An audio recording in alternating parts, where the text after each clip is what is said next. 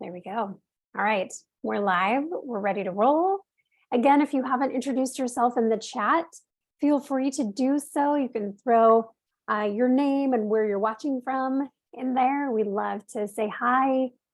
Oh, I'm so excited that you're here. I've been waiting all day. It's like Christmas morning. I've been so excited to talk about this with you all because anxiety is real. It's a real thing. And the last few years have really brought it to the surface. And if you are struggling with anxiety or know someone that is, you are not alone. There are lots of people and you're in great company. So the aim of tonight is to empower you with knowledge and tools and confidence so that you can feel empowered to utilize these tools and techniques and to be able to alleviate your own anxiety. Now, this takes a little bit of practice, but with some practice, you will be able to alleviate your anxiety 100%. Your mind is so powerful, and when you practice, you create new pathways in the brain, and it's all about having tools and being able to access those tools when you need them. So we're going to talk through all of that. So welcome. So jazzed you're here. Let's get started, shall we? All right. Let's see. What are we going to talk about tonight? Oh, I'm glad you asked. So we're going to do a quick introduction, and by we, I mean me. Then we're going to talk about, when we talk about anxiety, what is this? It's such a generalized thing that's out there in the world. Everybody has anxiety, but what is it? We're going to define it by symptoms. We're going to talk about what it looks like in action. We're going to talk about what it feels like, the ways that you cope with it, coping skills or strategies that you've learned. I put skills in quotation marks because, well, sometimes it doesn't feel very skillful. Like self-sabotage, but they really are skills and strategies that your brain does. And we'll talk about that. Then we're going to get into using a brain spotting technique that helps you access what's happening in your body so that you can move through it and feel better. I'm all about empowerment, and I think that this is an incredible tool that isn't readily available out there. So I'm so excited that you're going to have access to it tonight. We're also going to talk about using body resources, breathwork models. We're going to practice that together. And then I've got a bunch of other tools. So I hope you brought something to write with, because we're going to have a lot to go over tonight. All right, first up. Hi, I'm Kim. Some of you are new to me, and I'm so excited that you're here. I am a certified brain spotting practitioner, which means I get to sit with incredible people and help them reprocess and release stored trauma, wounds, beliefs that are stored in the brain, and they're accessed via where we look. So finding brain spots and reprocessing on those. I have a ton of information about it on my website. There's even a video on YouTube you can watch to see what brain spotting even is and how it works. It's incredible. It's incredible. And we'll talk about it a little bit more later. I'm a holistic empowerment coach, which means I love to give you tools to help you feel empowered so that you can feel more confident in yourself and feel more comfortable in your own skin. I'm also the host of the Captivatingly Confident podcast, which is on iTunes, Spotify, iHeartRadio, all the places you get your podcasts and your music. You can check that out. And I'm also the founder of Reveal Retreats. So Reveal Retreats are amazing opportunities for women to come together and to connect and to grow and experience life change in a weekend. And it is life-changing for sure. It's incredible. We have one coming up in October in Mexico that I'm really excited about. Again, all the info is on my website about that. I'm also lucky enough to be married to a counselor named Tim. He's an incredible guy. Yes, our names rhyme. Some people really like to point that out. Hey, did you know that your name's Ryan? Yeah, we know that. We have two really, really amazing kids, Lucy and Lewis, who are doing bath time right now. I weaseled my way out of that one. So thank you everyone for that. And that's me. I live in Portland, Oregon, just outside of Portland, and have been doing coaching for the last 15 years, and it's a blast, and I love it. I feel super thankful to be here to talk about this with you all tonight. So I'm going to check the chat really quick. Make sure you're using the chat if you have questions as we move through this. That's going to be a great way to communicate. Again, keeping your mics muted. How's everybody doing so far? We good? Thumbs up? Beautiful. Okay. Anxiety. Let's dive in. So a lot of times people think that anxiety is a feeling, but really anxiety is either a state or a trait. In her book, Atlas of the Heart, Brené Brown talks about this so beautifully and really parses it out and gets really nuanced when it comes to anxiety. And that can mean that it's something that's longer lasting and usually comes with potentially a diagnosis attached to it, or it can be a temporary state, which is where a lot of us find ourselves. Even though it feels like, well, this is my baseline, it ebbs and flows in its intensity. And we'll talk about that in symptoms as well. Anxiety is a surface symptom of deeper feelings. So this happens a lot when we think the issue is this, when really it's something deeper. We just kind of need to work our way down to the taproot of what's going on. And underneath anxiety are typically feelings of fear, worry, scarcity, lack, and just sometimes even terror are what lie underneath anxiety. So it's these stress-inducing feelings that we kind of slap a label on and call it anxiety. The beauty of getting down to what's really happening for us is that that's the key to unlocking, to alleviating, is to really slow things down and be able to sit with what's happening in your body and in your mind to be able to move through it. So often we want kind of quick fixes, and that's where we get into our coping skills. We want to get out of that anxiety space as quickly as possible. Tell me in the chat if that's you. Are you a person that likes to sit in the anxiety, or are you one that's like, I'm out of here. I'm out of here. There's no way I'm going to sit in this discomfort. It feels terrible. Yeah, that's definitely, I tend to be that way too. I like to just zip through it. So what is anxiety? Like, what does it sound like? Let's kind of get down into some practical looking at this. Anxiety can sound like the shoulds. I talk about these a lot, especially on the Captivatingly Confident podcast. The shoulds are kind of these thoughts and stories and beliefs that we have about the way that we should be in the world. And oftentimes they create a lot of discomfort and stress because they're not ours. Like, I should be doing this, or I shouldn't be doing that. I have to do this, or I'm supposed to do that. I call these kind of red flag phrases.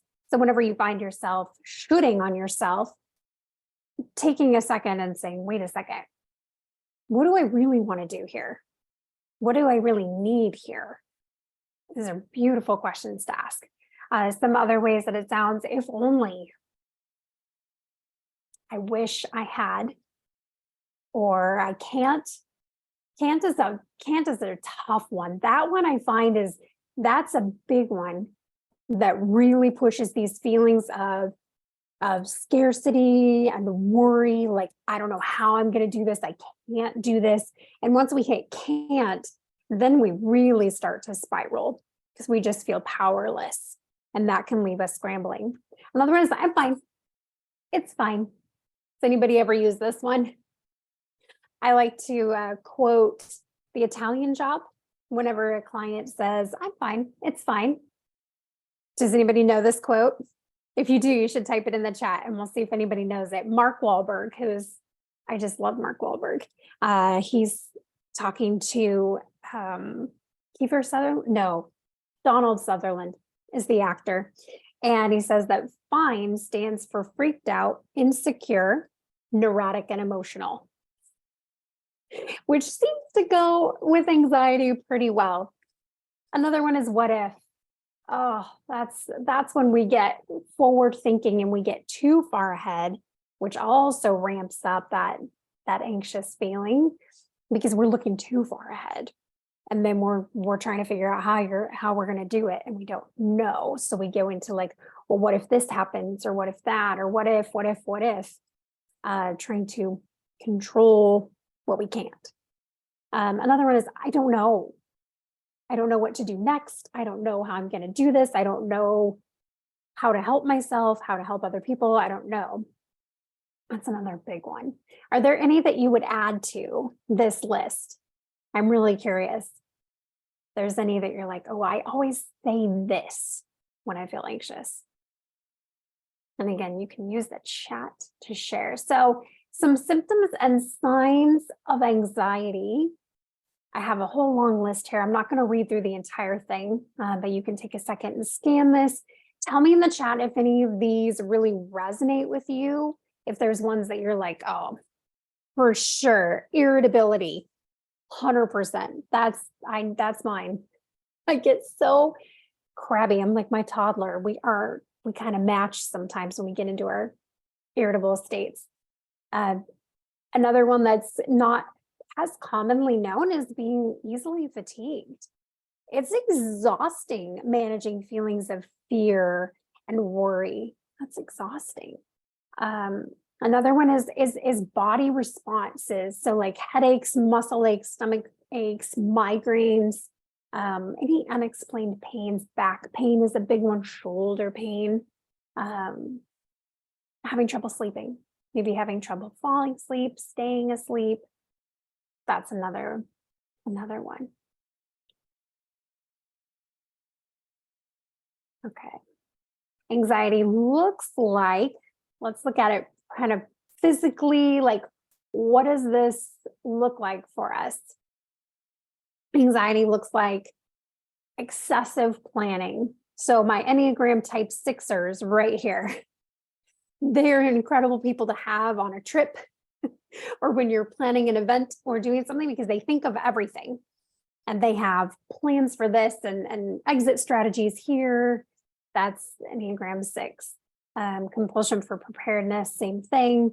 Self-sabotage is an interesting one. We think of self-sabotage as something that we're doing that is working against us, when in reality, it's a safety mechanism. It's self-safety is what's happening. The brain is really funny because it thinks that what is familiar is what is safe, and what's unfamiliar is unsafe.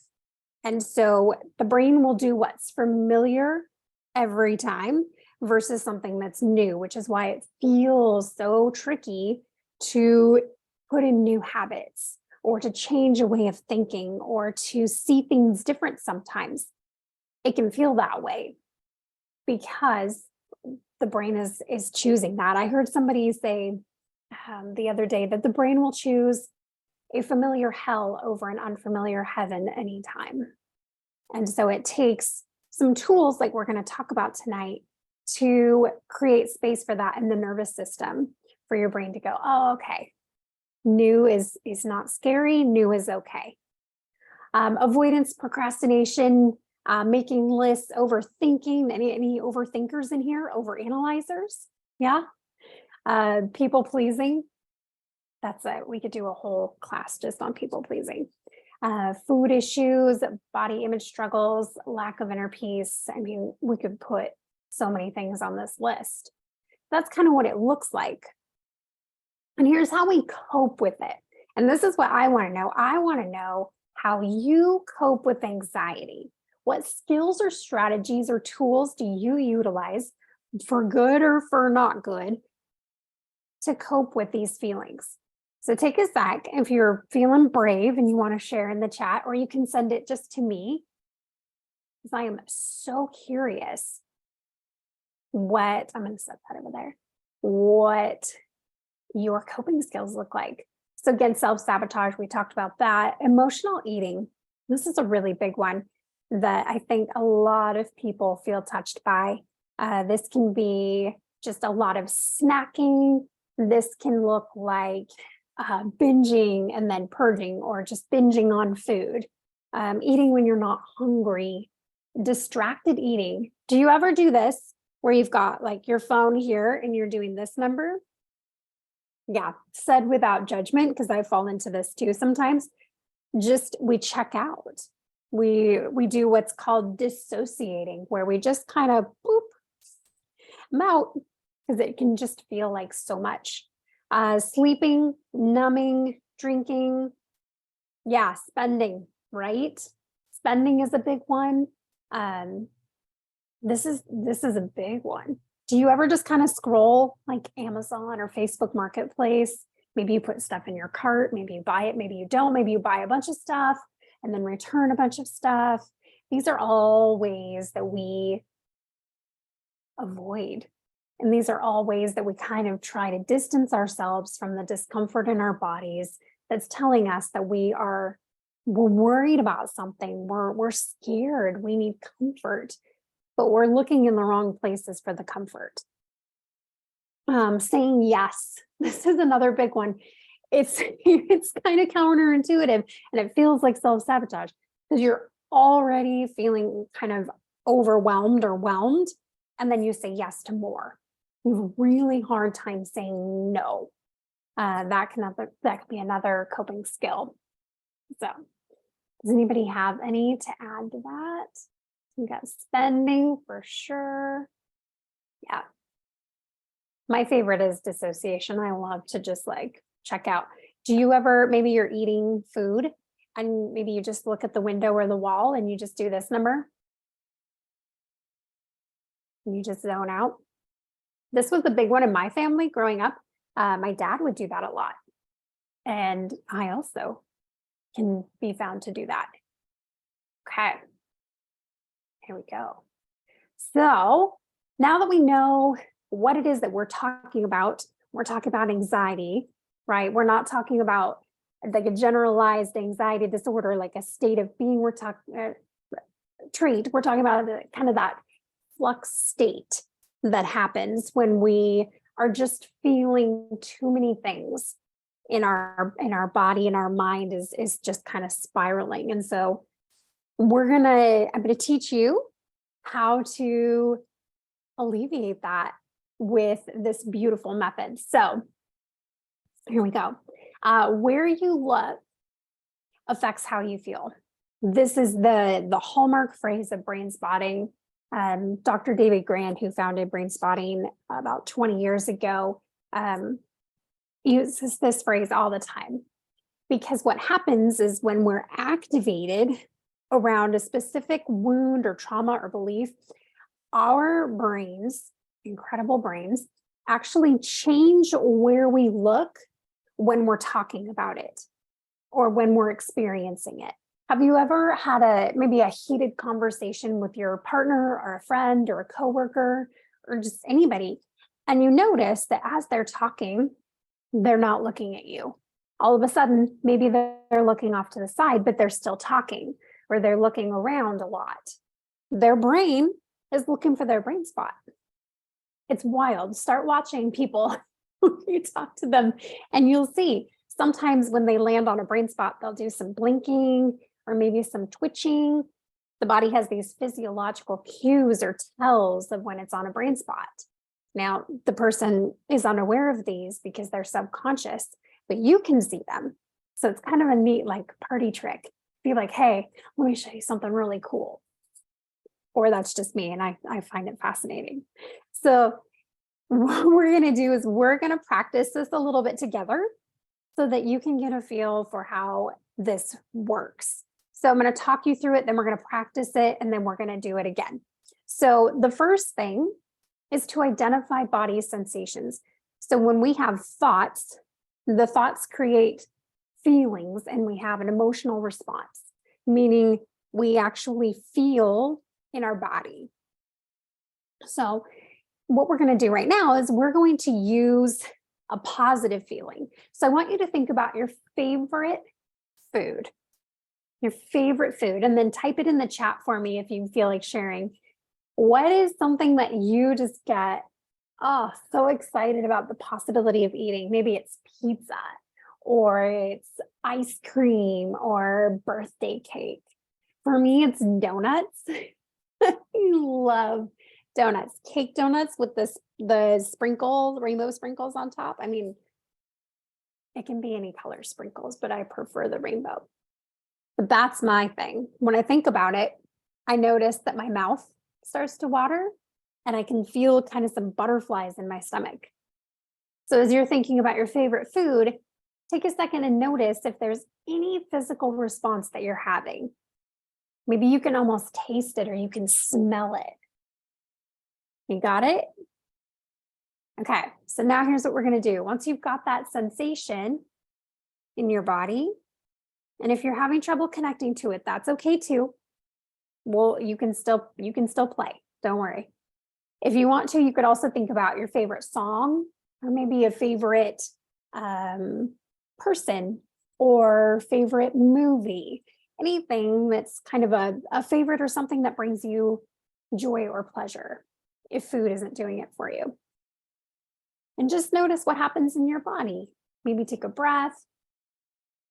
And if you have spent, I want to throw this disclaimer, if you've spent a lifetime learning to separate from your body, this can be tricky for sure. That's why we start with the positive, which connecting to positive emotions and sensations can be tricky too, especially for people with complex PTSD or people that have just spent a lifetime in survival mode. This can be tricky. So if you're struggling with it, that's okay. That's okay. The more you start to practice with it, the more your brain is gonna be okay with it. So you've got your positive sensation, thinking about donuts, I got butterflies.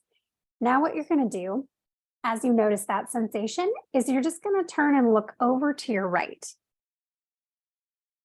And as you're looking to the right, you're just gonna see if there's any change in that physical sensation. Maybe it increased, maybe it decreased. Maybe it stayed the same. You're just going to notice. So we'll take a second here. Then we're going to switch directions and we're going to look straight ahead and same idea. Noticing that positive sensation in your body. Does it increase, decrease, or stay the same? Okay. Then we're going to go over to the left and noticing it over here as well. Increase, decrease, or stay the same. Okay. And then coming back to the middle, taking a breath. If you feel like sharing in the chat, if it changed for you at all, there's a high possibility that as you changed where you looked, it changed how you felt. And this is true for experiencing feelings that we associate as positive or ones that we experience as negative. I don't think there's a good or bad feeling. I think they're just feelings. It's all information about what's happening for you. Okay, so in the chat, Leah said the left it decreased. Yeah, isn't that wild? It's kind of wild. It's still, I've been doing this for 3 years as a practitioner, and it still blows my mind how it can change, how where you look really does affect how you feel. And you can even use this in the doctor's office if you get kind of worrisome feelings there, or maybe the dentist. I used this in the dentist office the other day. I found my resource spot, which we'll talk about in a minute. And then as I was looking around, I found a spot in the room where I felt more calm. I noticed my resource spot more strongly. And I just came back to that point. I would notice it in my body. It was my feet. And then as I noticed my feet, I would look at this particular spot and it actually helped me to calm down. Wild. Brittany says the left increased, middle was comfortable, and the right was a little so-so or uneasy. Yeah, Isn't it amazing? It's amazing. Okay, so now here's what we're going to do. We're going to take it the other way, and we're going to try to experience and play with a little bit a sensation that might not be as pleasurable. So we're going to take your biggest pet peeve. So this is a thing that somebody does and it just drives you bonker balls. It makes you want to just like pull your hair out because you don't understand like why this is a thing. For me, it's when people are on the freeway or on a road and they pass on the right. I can't with the passing on the right. Like you pass on the left, like stay safe, everyone. And I don't know if this is because I've got kids in the car and I'm on like mama bear mode. I don't know, but it just gets me every time. So if you want to share your pet peeve in the chat, feel free to do that. But I just want you to think about something that just really like, it just kind of gets you going. It gets your heart rate up a little bit. It makes your blood kind of boil.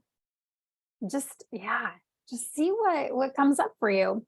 Oh, Sally says unflushed toilets. Yes, 100%. Yep, that's a big one, isn't it? That's a big one. Whining, Leah, is that right? Whining. I have a 2-year-old and an 8-year-old. Yes, whining. That's what was happening tonight. Lots of whining. Lateness. Yeah. Brittany, I feel that.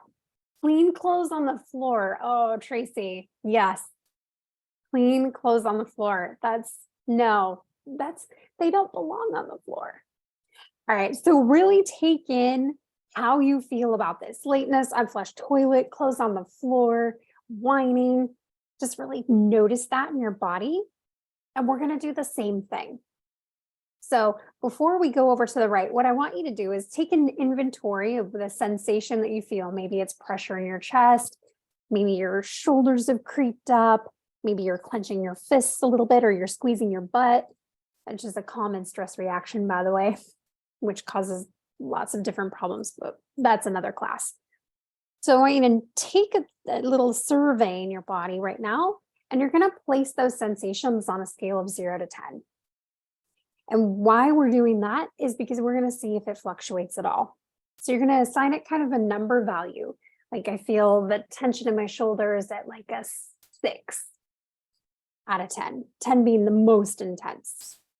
Okay, so now we're going to do the same thing. Noticing that sensation, we're going to look over to the right and see if it increases, decreases, or stays the same. And then we're going to go straight ahead. Increases, decreases, or stays the same. And then over to the left. Increase, decrease, or stay the same. And maybe you noticed this time around that you passed over a spot and it actually felt calmer or maybe more intense somewhere in between those points too. So if you feel like sharing in the chat what your experience with that was like, feel free. And so when you notice that place, so when you're feeling that just the fear and the worry and the stress feelings, the anxious feelings, when those are coming up for you, you have a choice. You always have a choice what you want to do with those sensations and feelings and thoughts. You can't control the feelings and you can't control the thoughts, but absolutely your reaction and your responses, that is definitely in your control. Take some practice. We're going to learn how to do that together tonight. So the two choices that you have are you can stay with that discomfort. So maybe if it's like a 5, you're like, okay, I can sit with a 5.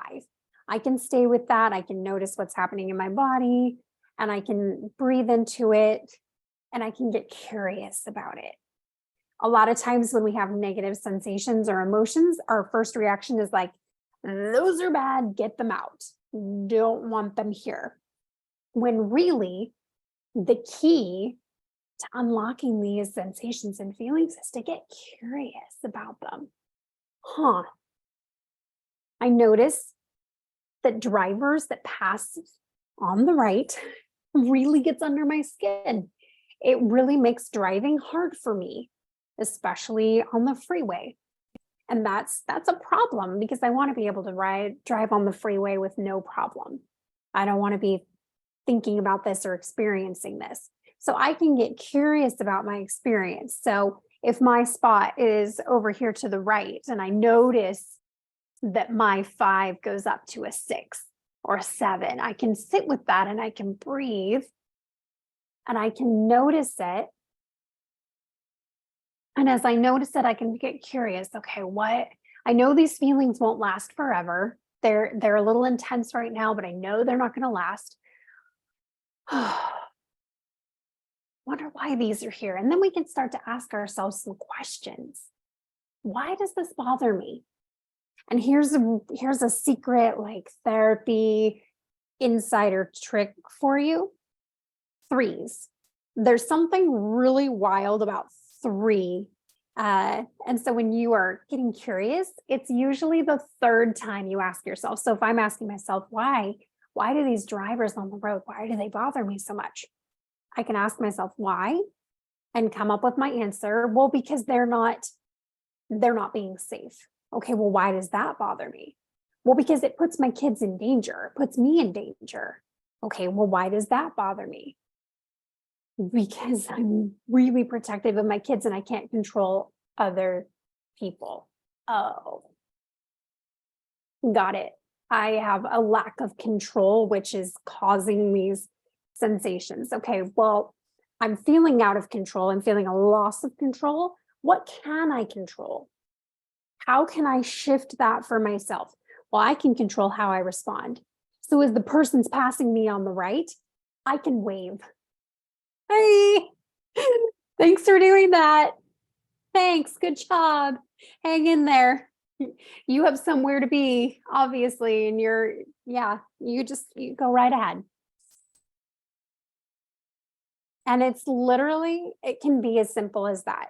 Now, there are some causes of anxiety and fear and worry that are a lot bigger and deeper rooted than that, but that's just an example of how you can, when you sit with those sensations, and you are, especially if you're on your brain spot, how you can move through those sensations. And you can find answers because nobody has answers for you. If I talk to my husband about people passing on the right and I'm getting all worked up and hot and bothered, he's not going to know what to do. He's not going to know that it's because I feel a profound sense of loss of control. I mean, maybe he would, but maybe not. And so it gives me the empowerment to be able to answer my own questions and to meet myself where I'm at. And the same is true for you. With practice, you can meet yourself where you're at. Okay, that's a lot so far. Let me check in with you in the chat. How you doing? How's this landing? Does this feel like, okay, I could try this. I think I could do this. What are you thinking? Tell me your thoughts. And if you're just joining us, we're utilizing the chat to talk through some questions and engagement. So make sure you're checking in with that. But I'm just curious how this is landing. Brittany says, great reminder and check in. Yeah, Brittany, that's great. Yeah. And we're going to talk about some other tips and tricks too to make this more accessible, because it's a lot to remember. And if you want to screenshot this, what's on your screen right now, so you have kind of a linear progression to work through, by all means, go ahead and take a screenshot so that you have it, or you can jot these 3 steps down.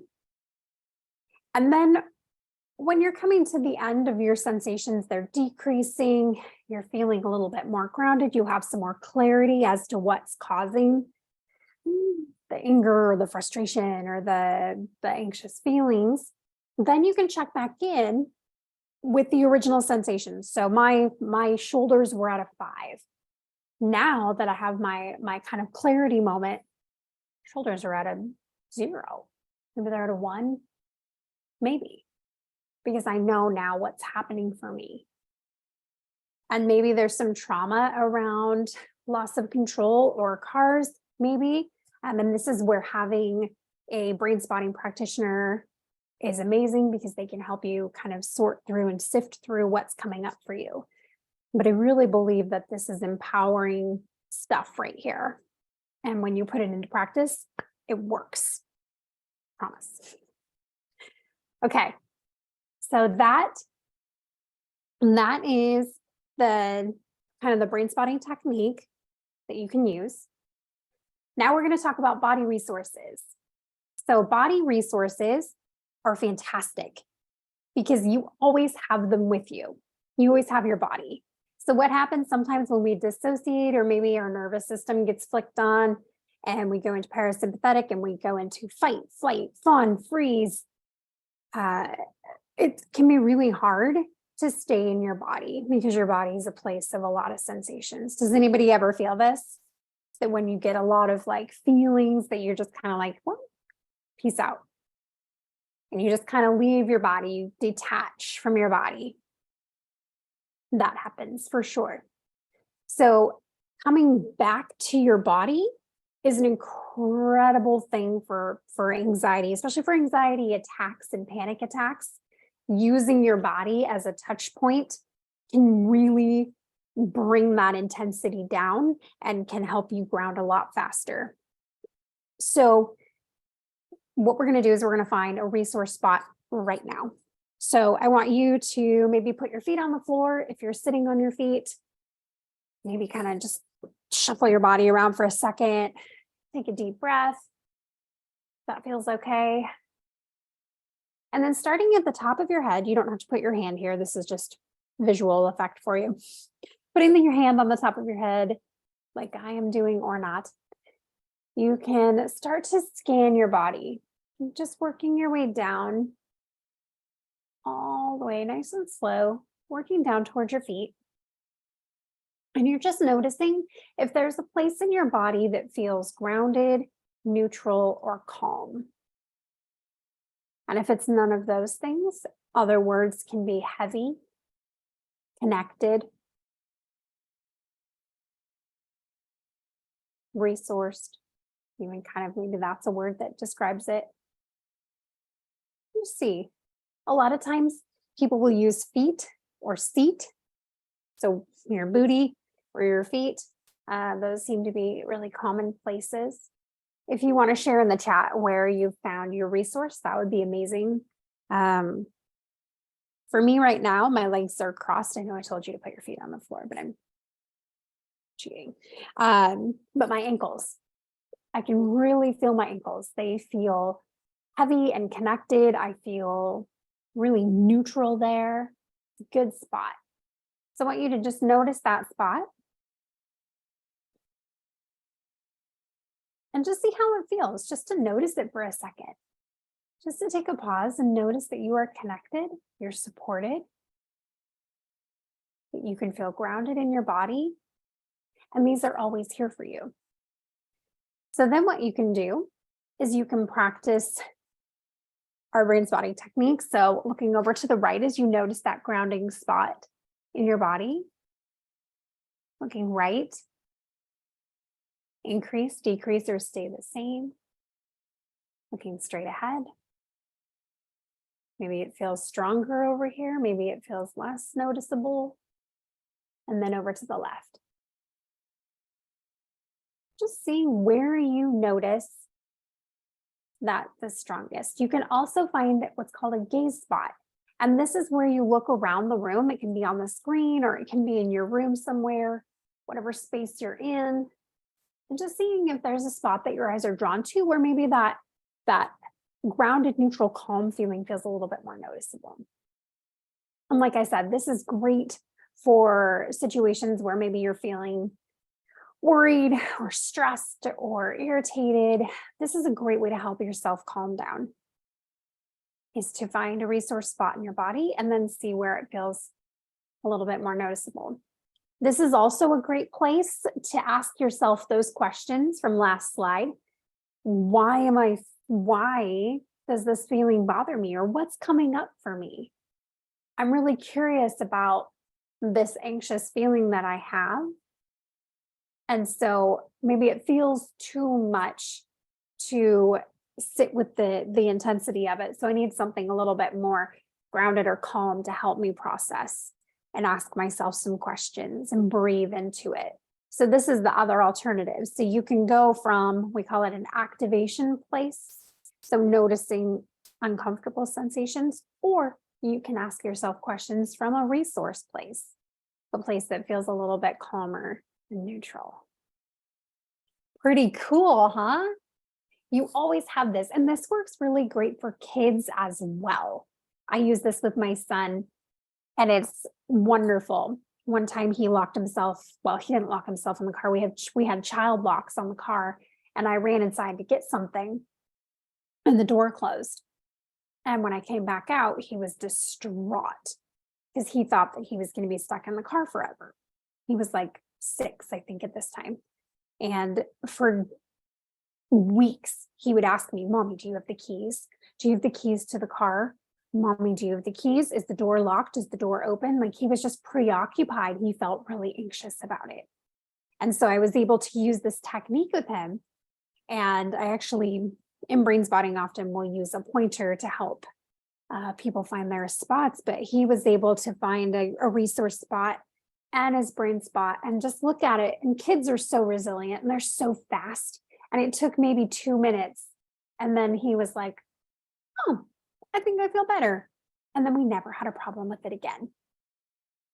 So I know that it works. I've watched it work. And this, again, it takes practice, but the more you practice it, the easier it gets and the more effective it becomes.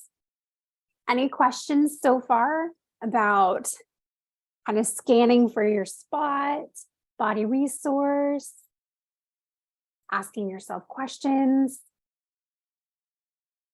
Back. Cool. All right. I like it. All right, we're going to move on because I want to honor our time and try to wrap up by 8 o'clock. See if I can do it. Okay. The key component to this is how you breathe. Breath work is an incredible tool. Breath is medicine. Breath is a game changer, especially if you are having higher levels of anxious feelings of worry and stress. And I like to come back to feelings of worry, fear, and stress more than anxiety or anxious, because when we get curious and when we get deeper into what's really happening for us, it can really help. Anxiety has kind of, like I said, that umbrella feeling to it where it's just kind of all encompassing, but we really want to get specific so that we can find those answers for ourselves and find what we need and help us meet our own needs. And one of the ways we can do this is also through breath work. So as you're on your spot, maybe you're sitting with your resource spot, pairing this with breath, it's like a fine wine and a delicious cheese or chocolate. Like, they just go so well together that it's hard to have one without the other. So we're going to talk through really quick and practice all 5 of these different breathing techniques. And you get to pick your favorite, or you can take them all. The first one is my current favorite. It used to be box breathing, but now it's the physiological sigh, hands down. So we're going to do a little bit of breathing. So you might want to make sure you can breathe through your nose, maybe go blow your nose with tissue. I'm a little stuffy, so this might sound a little weird, but we'll just go with it. All right. So breath work helps us calm the nervous system. It oxygenates the muscles, it oxygenates the brain, helps to reduce heart rate, and just bring a sense of well-being and nourishment. Breath is life. It's wonderful. So the first one is the physiological sigh. So the physiological sigh goes something like this. It's a deep inhale followed by another, and then a long exhale through the mouth. So it looks like this.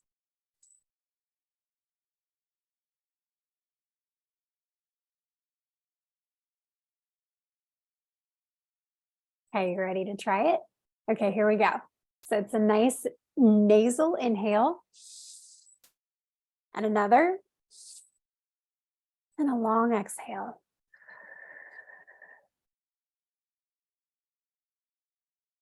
Beautiful. Nice. Okay, let's try it one more time just to practice it. Big inhale in. And another. And exhale.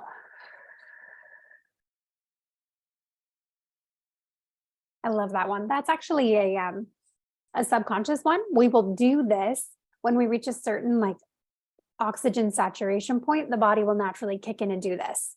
It's pretty incredible. So when we can do it mindfully, it helps tremendously.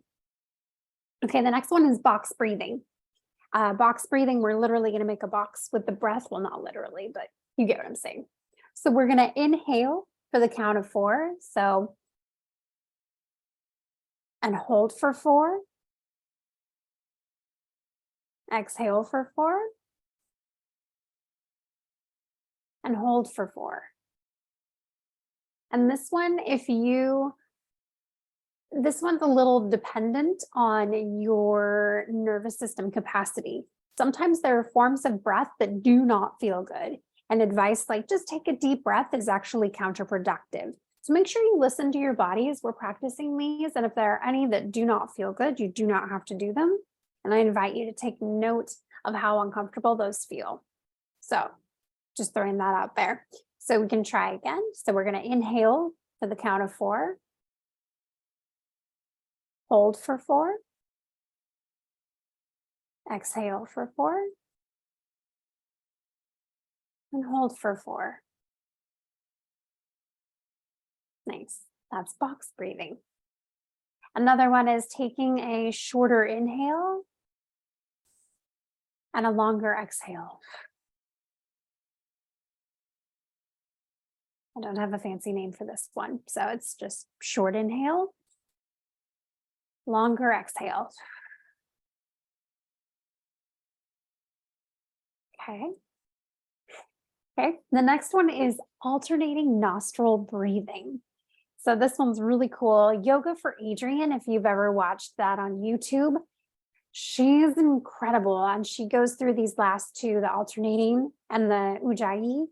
She goes through both of these breath techniques. So the alternating nostril one is a little, it takes a little practice, but we're going to do it together. So you're going to take your right hand and you're going to use your thumb to plug your right nostril. You're already loving this, I can tell. All right, we're going to inhale through the left. We're going to inhale through the left. And then we're going to plug the left side. Plug the left side. And you're going to release through the right. Release through the right. And then you're going to inhale through the right. Plug the right. Plug the right. And exhale through the left. Inhale through the left. Inhale through the left. Plug the left. Plug the left. And you alternate.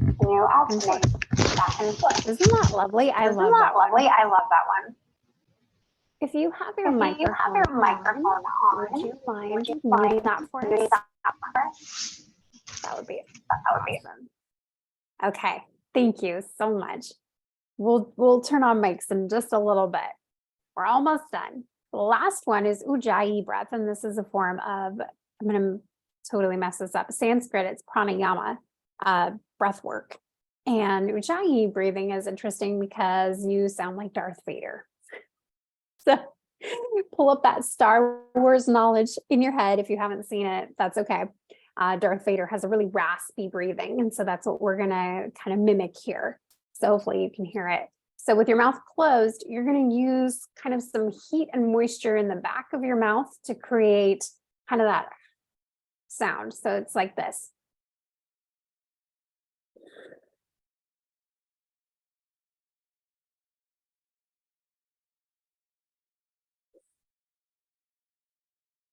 Almost like you're using your throat to push air up and to pull it in.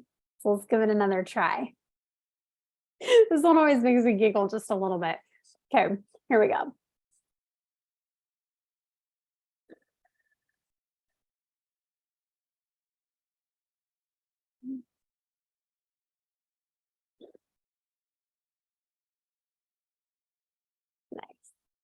How was that for you? Use the chat. Let me know if there was a type of breathing that felt really good, maybe one that didn't feel good, one that made you laugh, one that you were like, well, I'm not going to do any of these. Just let me know what your thoughts are about breath work. This is a beautiful practice to get into, is using your breath, especially during movement, during times of stress, anxiety and panic attacks. Again, the body goes into shutdown. And so we stop breathing. And so having kind of these in the back of your head can really help to move you through really uncomfortable or big sensations, and help restore and regulate your body. Regulate is a word that's used when we're talking about dysregulation. So dysregulation is when we kind of what those actions were when we were looking at anxiety, talking about the different ways that maybe we dissociate or we get into kind of this flustered, I need to do all the things, creating all the lists or tasks. It can be when we shut down, when we numb, when we need to go to sleep. Dysregulation can look like a lot of different things. So I always like to just come back to regulation, like baseline. How can we do that? And I've got some more tools for you as well on that. Any questions about breath work before we move on? You all are doing amazing, by the way. This is a lot of info to throw at you, but I know that it's like there'll be like 30% that sticks, and what sticks is what you need. So I believe that. And there will be a recording if you want to come back to this as well. And I can also send you the slide deck if you're interested. All right, other tools, I'm going to run through these pretty quickly. With the breath work, it can be incredibly beneficial to use an essential oil to go with it. I have dozens and dozens and dozens of bottles, and they all have a different emotional property. Let me see if I have my wheel. Any clients that are in here are going to be like, she's reaching for the wheel. I'm reaching for the wheel. So these are really helpful, actually. And they have these on Amazon. It's a feelings wheel. So it's got positive feelings on the front, negative feelings on the back. And it's got kind of the core feelings. So like fear, anger, wounded, numb, kind of these core feelings. And then on the outside, it has more nuanced feelings. So for example, if I want to feel peaceful, which I mean, I think we all just really, we just want peace. That can look like relaxed or centered or calm or restful or balanced, relieved, reassured. This is such an incredible tool. There's a book that goes with it. So good. 10 out of 10 recommend. But then on the outside, the very edge, it has the oil that receives the positive feeling and the oil that releases the negative feeling. So I'm a huge believer because they work. So if you're interested in learning more about that, please send me an email. I would love to chat with you about it. It works 100%. Crystal, it's the essential emotions wheel. I'll stick it up here if you want to take a screenshot or write the name down. I think it might be backwards though. Essential emotions wheel. And I can put this in the email with the replay as well. This is one of my most valuable tools. Love this. My 8-year-old in the morning will look at this and I'll say, Lewis, how do you want to feel today? And he'll go, and he'll look through it. He's been doing this since he was 4. Looks through it and says, I want to feel worthy. So we're going to find HD Clear and find it on the shelf, or find another one that's really similar. We put that in the diffuser. We put them on there. Even my 2-year-old has started asking. She's like, put oils on me. Put oils on me. She loves it. I'm like, absolutely. So pairing that with your breathing, amazing. Number 2, Fast 5. This one is amazing. I love it so much. This is like the best kept secret in the world. And I wish it wasn't a secret. If you know of Fast 5, you should put it in the chat and be like, I got this one, because it works every time. So using your senses to come back to your body. So fast 5 is what can I see, hear, taste, smell, or what did I miss? Feel, hear, taste, touch, see. I got it all. So Smell. using your senses. So the first one is what can I feel? So body, like your body's always with you. I can feel my shoulders. I can feel my legs. I can feel my fingers. Like I can see the door. I can see my diffuser. I can see my tissue box. What can I hear? I can hear my heater. I can hear my diffuser. What can I taste? I can taste my toothpaste because I just brushed my teeth. You're welcome. I can smell my oils that are diffusing right now. Fast 5. And usually it's like 1 to 2 times of that can really help. And especially just even the feeling one, like what can I feel? If you are prone to anxiety or panic attacks, this is again another great tool to pull you out of it so that you can do the breath work, so that you can do spots, so that you can ask yourself questions and get curious. But first you got to regulate. So fast 5 is one of my favorites. Number 3 is rocking. Rocking also helps to regulate the body. So sometimes when clients are in session with me, they start rocking. Sometimes it's really subtle, like side to side, and sometimes it's really pronounced, but you can even just try it right now and just see if there's anything you notice. Just as you rock back and forth or maybe front to back. This is why rocking chairs are amazing, why we rock babies, why it just feels really good. You know, when we were kids, right? We would rock all the time. We would swing, roll down the hill on the grass. Just feels really good to rock. Another one, number 4, is shaking. So sometimes like we just need to if you ever get like this, you're just like, oh, just blah. Exaggerate it, like go with it, like shake it out. Sometimes that stuck energy can really feel good to be released through shaking. Crystal says it does help. It really does. Rocking chairs, this chair rocks. And so sometimes I'll by myself rocking as well. Just intuitively, it just feels really good. Shaking is the one. Number 5 is acting out the feeling. And this goes kind of with 3 and 4. So this can be a really beautiful way to move through like some of those bigger feelings. So like, this is going to get interesting looking, but bear with me. So when I think about like the drivers on the road passing on the right, it makes me literally like my insides feel like this. So when you're experiencing your feeling, if you're not around people or if you are and you don't care, cool. You can literally act out the feeling and just let it run its course. And you can do this while you're on a brain spot, even just like, or like you stretch it out or you push it out, or you need to like move your body in like crazy ways. Go with it. Your body's so intuitive. Animals in the wild have been observed discharging near-death experiences through movement. They shake it off, literally. Like Taylor Swift was onto something here, shake it off. And you can act it out. You can do like weird face movements. And it's a beautiful way to get energy out of your body, because as it gets stuck, it just adds and adds and adds and adds. And you just feel more and more and more pressure, and your body eventually just starts like doing things like we talked about earlier, migraines, aches and pains, upset stomach, lots of issues. 6, hug or touch a tree. Legitimate, 100%. If you're laughing right now, that's okay. Don't knock it till you've tried it. There's very grounding energy in trees. So whenever I'm out for a walk, I have my kids touch a tree and we touch the tree. We just feel it. It's incredible. I love that resource that's available to us. And then 7, drink water and eat food.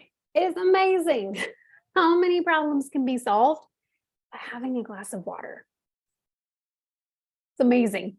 Or getting a snack or having some food, nourishing your body with not just breath, but also with food and water.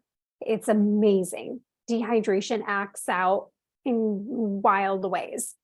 And literally, like, Sometimes it's just a glass of water.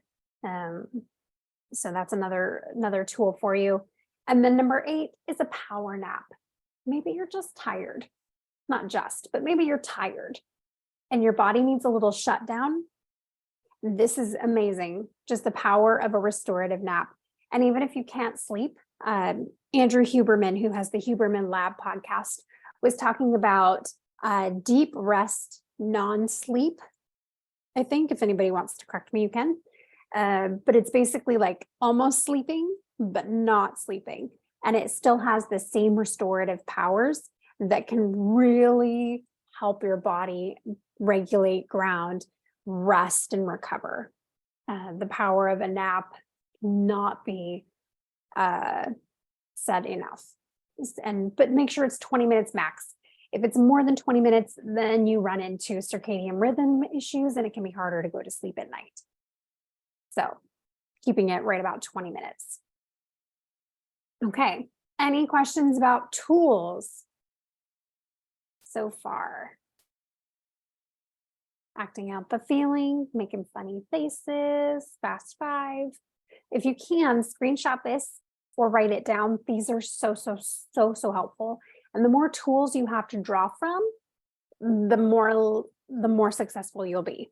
If you just have like 1 or 2 tools, right? Like if you're building an IKEA shelf, you need more than, well, you actually don't. You just need their little Allen wrench, right? Bad example. Maybe something from Amazon that takes like 60 different tools to put together. You got to have 60 different tools or you got no shelf. I'll think of a better analogy for next time. But okay, here we go. So that, my friends, is a wrap. That is how you can alleviate anxiety and move through it so much faster. Is there a life without anxiety? I don't know. I don't think so. I think it's always going to be a thing. And so learning how to move through it faster and with more ease, I think is a thing. I absolutely believe in the alleviation of anxiety when you're starting to notice it, noticing your behaviors, the things that you do when you feel the fear, the stress, the worry. You know, maybe for you, it's you go to the kitchen and you start munching on food, noticing that behavior and going, okay, hold on. Now I know what I'm going to do or know how I'm going to help myself. And the more you do that, you literally, friends, are rewiring your brain. Your brain is plastic in the way that it's kind of put together. It's neuroplasticity. There's ways to change the brain. And you literally have the ability to change a thought or a pattern or a behavior. You can do that, and you can actually do it with ease. Once you have these tools and you practice them, it can actually be easier to move through and to meet your own needs. Wouldn't that be incredible? If you could kind of not need external validation for your needs, but you can ask yourself, what do I need? And learn how to do that and take care of yourself. Huge for alleviating anxiety. So if you are kind of like, I don't know about this, I might need some help or some guidance, I am so happy to meet with you and talk about it. We can book a free 30-minute call and talk about, you know, what experience you're having with anxiety or fear or worry, and what you've tried and what's working, what's not, and how can you move through that with support. You can learn more about brain spotting, reveal retreats over on my website, kimludeman.com. My phone number is listed. Text me if you want to. I'm not a good phone person, honestly. I'm a little bit awkward on the phone. I'm so used to Zoom and FaceTime and Marco Polo. So text is probably the way to go. Call if you want, though. I might just sound a little awkward. I also post a lot of content over on Instagram, sharing different swaps and tools, and motivation over there. You can also join the Captivatingly Confident Facebook group. I've just been rebooting it and going to do lives in there. I share posts as well, and it's a great place to connect with other incredible people. I think there's 200 people in there, all on this journey of feeling more confident and comfortable in their skin. So If you're feeling a little isolated or alone, come join us. You'll be in good company.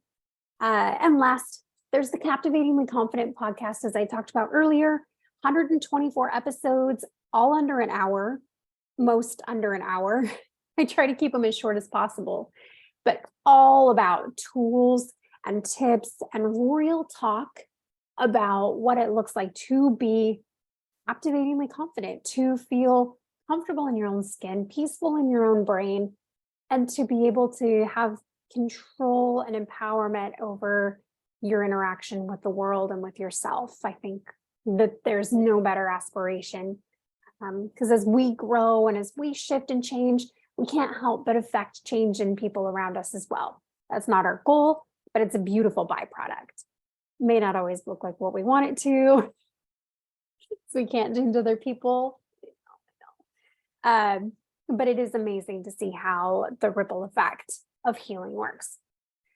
So with that said, I want to open it up to any questions. If you want to turn on your video or you want to turn on your mic and chat, if you have any thoughts or questions, you can pop them in the chat if you would like to do that.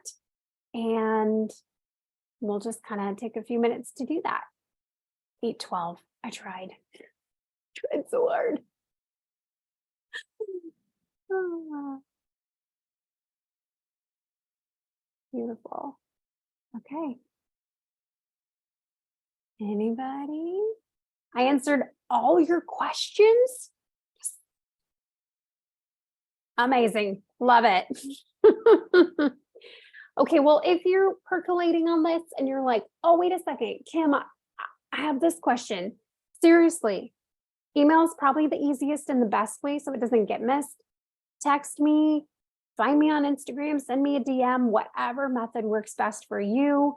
I'm here for you. I'm here to support you. This is my passion, is to see a world of people feeling confident and comfortable in their own skin. I think that is just such a worthy aim, and I'm here for it.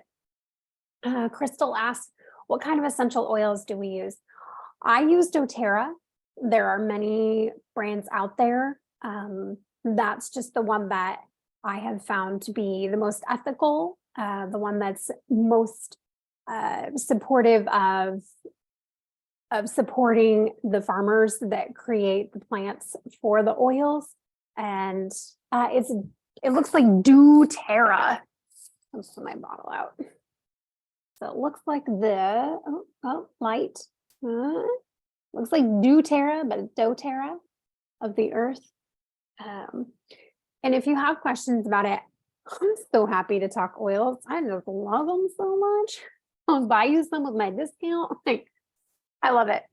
And they really do work. And I've seen them work. And I'm just such a huge believer. So yeah, those are an incredible tool to have, especially hands-on. Yeah, Leah's talking about rollers. Mine actually fell on the ground. But I also make some blends and custom blends. I love to send these to my clients every now and then, but I put little gemstones in there. And this one's called Be You Bravely.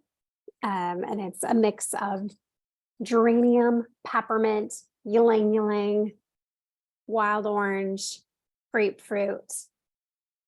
And I think there's a little bit of clove in there too, because clove promotes boundaries. So if you're like, Kim, I want to feel this way. What oil do I need? And it's, it's not like, sometimes it's magic, but it's a tool, right? It supports. And the more tools and support that you have, the better. I just am a firm believer in surrounding yourself with tools, people, products, products. I try not to get too capitalist, but that is our society. I use affirmation cards throughout my day, on days that I really need it. Like I've just stickers on your water bottle. This is one that I've been kind of percolating on lately. It's a values list. This is just bonus. Brené Brown on her website, Dare to Lead, she has this list of values. There's 50 of them. And you can go through, and so it's like accountability, achievement, adaptability, adventure, altruism, ambition, and it just alphabetically goes through these 50 values. And I love this, just kind of coming back to, okay, like who am I and what am I for? Like, what do I want to feel aligned with? Because often when we're feeling fearful or when we're feeling worried, we're kind of out of alignment with our values and our core beliefs about who we are and what we are doing in this world. So like one that I checked off was adventure.